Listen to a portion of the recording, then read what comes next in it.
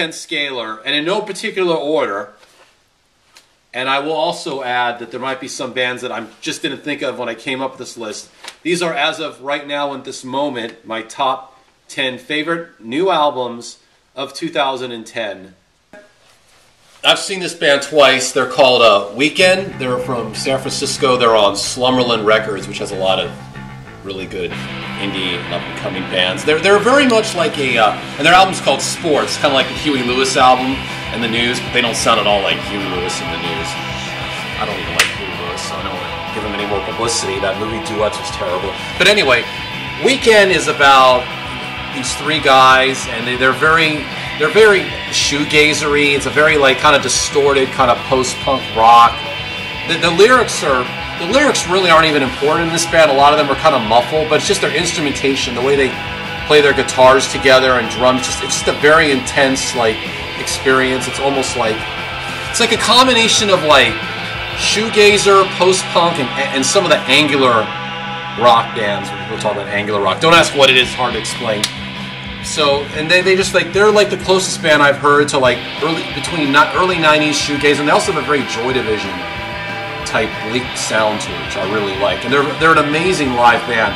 The album Sports by Weekend has only 10 songs, but it's just, I'd say 8 or 9 of the songs are amazing. The next album I really like, this is in no particular order, I'm going to do the Henry Clay People, and the name of their album is Somewhere on the Golden Coast.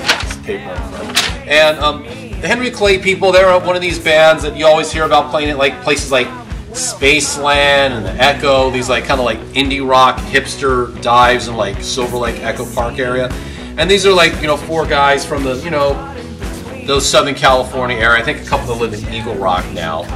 And they just play straight ahead, you know, like rock. They're like, they have a lot of influence. They have like some of David Bowie sounds in some of their songs. Other songs are like Tom Petty. It's like there's no consistency. Like they sound like this band or that. They have a lot of like broad rock influences, but they write really good, catchy like pop songs, which I kind of like. And there's 2 brothers in it. They're the Sierra brothers. Sierra, S-I-A-R-A. I don't know if it's pronounced Sierra, Ciara. I've heard both. And they're just a very, you know, catchy band. They have some good songs like, you know, Working Part-Time and Andy Sings, and they're just a fun band. They put on a really good live show, and they do a lot of covers. But this album is all original songs. But very, very talented guys in their 20s. In fact, the keyboard player looks like Art Garfunkel's son. It's like so trippy looking. Or this band's called the Hot Rats. The name of their album is Turn-Ons, and Hot Rats have an interesting story. It's 2 of the guys from Supergrass, which is a Britpop type band that broke in the 90s in England. They had a song on the Clueless soundtrack in 95. They were around for about, you know, 15, 16 years. And 2 of the guys from Supergrass, they formed a band called the Hot Rats. The Hot Rats, and I normally don't like cover songs, but they just do all these like amazing like covers. They do songs by like they have a Sex Pistols cover on there. They have a Beastie Boys cover on there. They just do like, but they make it sound like, even though they're cover songs, it's like they're very British out, like we're doing our own, like they really do their own take on it. They keep the same lyrics. Some of the instrumentation sounds kind of like the original song, but they really take it into like a very, like a Brit rock, Brit pop type direction. And you know, like their version of EMI is one of my favorite songs of the year. So I would definitely put them on my list. The 4th album I'm going to talk about is Arcade Fire, and the name of their album is The Suburbs. And Arcade Fire, they're an indie rock band. They're actually on Merge Records, which is like started by Superchunk, but that's another band. And they're a very, you know, like experimental like rock band. He has a lot of emotions in his songs. He sings a lot about. The lead singer's name is Win Butler. He's 6'5", the same height as Thurston Moore. Sonic Youth. I don't know why I know who's tall it is, because I'm tall, so I follow all that stuff. And then they just sing a lot about, you know, like, you know, love and alienation and living throughout. And they have like 8 or 9, sometimes they have like 12 people on stage, all like, you know, flutes and like violins. And so they're a really good live band. Everyone says, oh, the Arcade Fire are amazing live, but their albums are good too. You know, some bands I like more in concert, some are like more on the album. I actually like them more on both. You know, I think they're just a a solid band. The lead singer is wife, and I'm blanking on her name.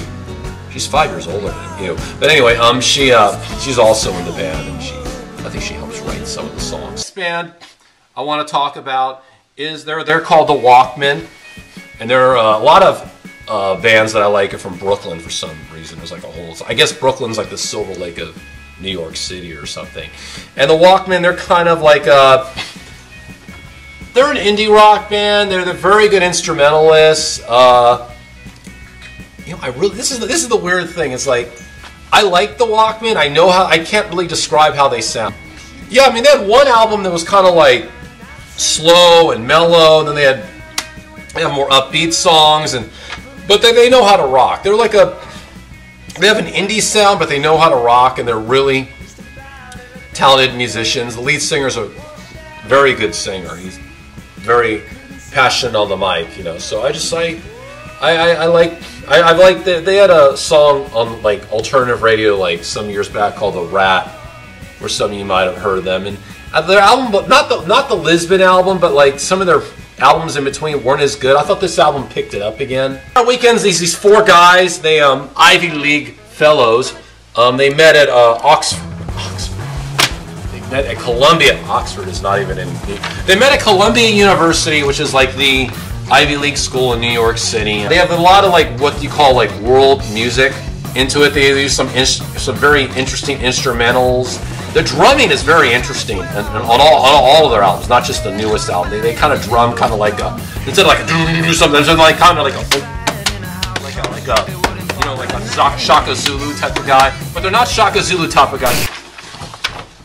Who the hell would lick their wall? I did. National is another band from Brooklyn, and here's just very straightforward, you know, dark songs about, you know, just living, like what he's going through now. And I like the lyrics, and it just sings about now. Drums.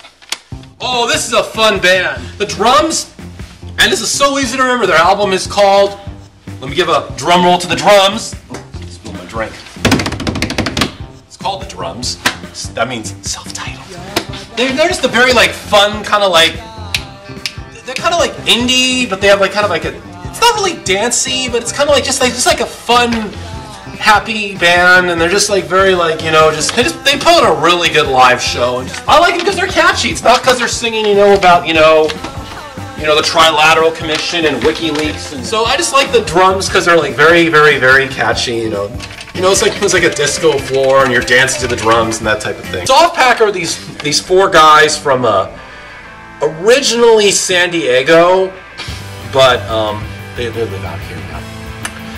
Doesn't everybody? The sun.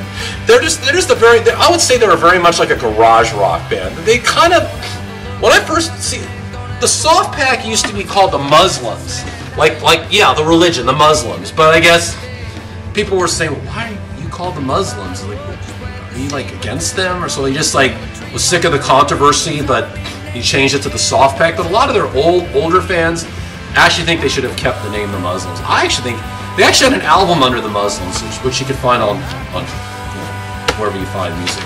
And the reason why I like, they're just a very like garage rock. They have a song called "Come On," where they go, "Don't know what to do, don't know what to say, come on, yeah, come on." They're just such a fun band. I spit on myself. This album I'm going to mention is one of my favorite bands of all time, and they're from Scotland. They're called Belle and Sebastian, and they're a group of roughly anywhere from like 7 to like 10, 11 people up there, and they play all kinds of instruments. You know, they have you know, like the guitar players and the bass players, drummers. We also have, you know, string, and they have violin and viola, and they're basically what's considered a twee band. They're kind of like a relaxing band. They're not like, you know, you're not going to get Dimmu Borgir or something, but they're very, you know, they're just kind of relaxing, but they're very talented musicians. So they work really, really hard. It's like a symphony of indie pop on stage of a very, very, very, I would say the lead singer is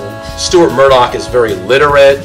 He has a very good vocabulary. He has a light, whimsical sense of humor, and he sings about everything from like baseball players to like my brother's coming out as a gay man or whatever, you know. But that wasn't on this album. But anyway, And I would just say, you know, Write About Love, it's just more of the same, you know, Belle and Sebastian, relaxing, happy, you know, it's just a fun band, but it has serious, you know, tones to the lyrics behind the band.